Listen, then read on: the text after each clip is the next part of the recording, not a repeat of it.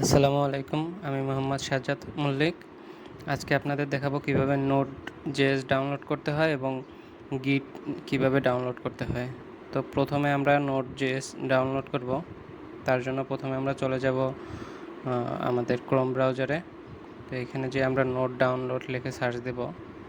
তো এখানের যে দ্বিতীয় যে ওয়েবসাইটটা আসবে nodejs.org, এটাই আমরা ক্লিক করে ডাউনলোড Node.js এইটাই আমরা ক্লিক করব।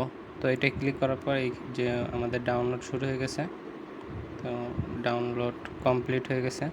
তো আমরা এখন যেখানে ডাউনলোড করছি ওইখানে চলে যাব। আমরা যেই ফোল্ডারে আর কি ডাউনলোড করব সেখানে চলে যাব, যে এর উপর ডাবল ক্লিক করব। ডাবল ক্লিক করার পর আমার যেহেতু Node.js-টা আগে থেকেই ডাউনলোড করা ছিল, সেহেতু Node.js-টা ইনস্টল করা হয়ে গেছে। তো আপনারা Node.js-এ যখন ইনস্টল করবেন তখন জাস্ট নেক্সট বাটনে ক্লিক করলেই হয়ে যাবে। তো পরবর্তীতে ফিনিশ বাটনে ক্লিক করলে Node.js-টা ডাউনলোড হয়ে যাবে। Node.js-টা আর কি সেট আপ হয়েছে। আমরা এখন দেখব Node.js-টা যে সেট আপ হয়েছে এটা আসলে ইনস্টল হয়েছে কিনা বা কত ভার্সন ইনস্টল হয়েছে। তো এর জন্য আমরা প্রথমে চলে যাব কমান্ড প্রম্পটে। তো কমান্ড প্রম্পটে যে আমরা লিখব node.ভার্সন। তো node.ভার্সন লেখার পরে এই যে আমাদের এখানে ভার্সনটা চলে আসছে 21.5.0। তো আমরা নোডটা আমাদের সাকসেসফুলভাবে ইনস্টল হয়ে গেছে। তো এখন আমরা গিটটাকে ইনস্টল করব। তো এই জন্য আমরা প্রথমে যাব ক্রোম ব্রাউজারে যে আমরা গিট ডাউনলোড লিখে সার্চ দেব। তো প্রথমে যে লিঙ্কটা আসছে এটা আমরা ক্লিক করব। ক্লিক করার পর এখন এই যে ম্যাক, উইন্ডোজ, লিনাক্সের জন্য আলাদাভাবে, যদি কেউ ম্যাক ইউজ করে তাদের জন্য ম্যাক এর উপর ক্লিক করতে হবে, কেউ উইন্ডোজ ইউজ করলে উইন্ডোজ, আর লিনাক্স ইউজ করলে লিনাক্সের উপর ক্লিক করতে হবে।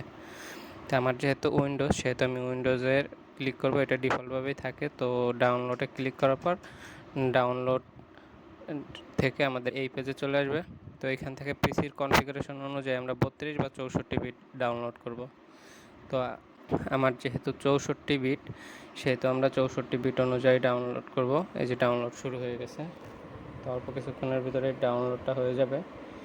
এরপরে আমাদের গিটটাকে সেট আপ করতে হবে।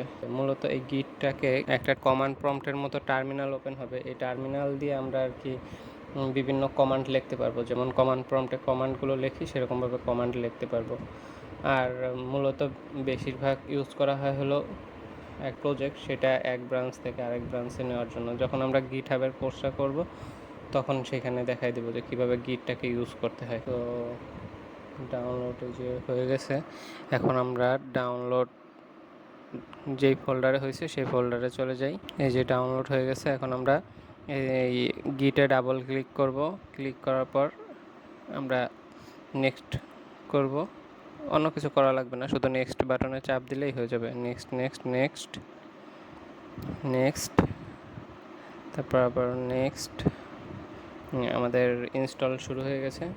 অল্প কিছুক্ষণের ভিতরে ইনস্টল হয়ে যাবে। আমাদের ইনস্টল হয়ে গেছে। এখন লাঞ্চ গিট ব্যাশ, এই গিট ব্যাশটা আমাদের কমান্ড প্রম্পটের জন্য ইউজ করা হয়। তো আমরা ওকে করে দিব। এরপর আমাদের টার্মিনাল ওপেন হয়ে গেছে। এখন কমান্ড প্রম্পটে আমরা লিখব যে git.ভার্সন। এর মাধ্যমে আমরা গিটের ভার্সনটা দেখতে পারবো। তো আমার এখানে গিটের ভার্সনটা হচ্ছে 2.41.0 Windows.1। তো এইভাবে আমাদের গিটটাও সঠিকভাবে ইনস্টল করা হয়ে গেছে। ধন্যবাদ। আসসালামু আলাইকুম। Please subscribe my channel and click the bell icon.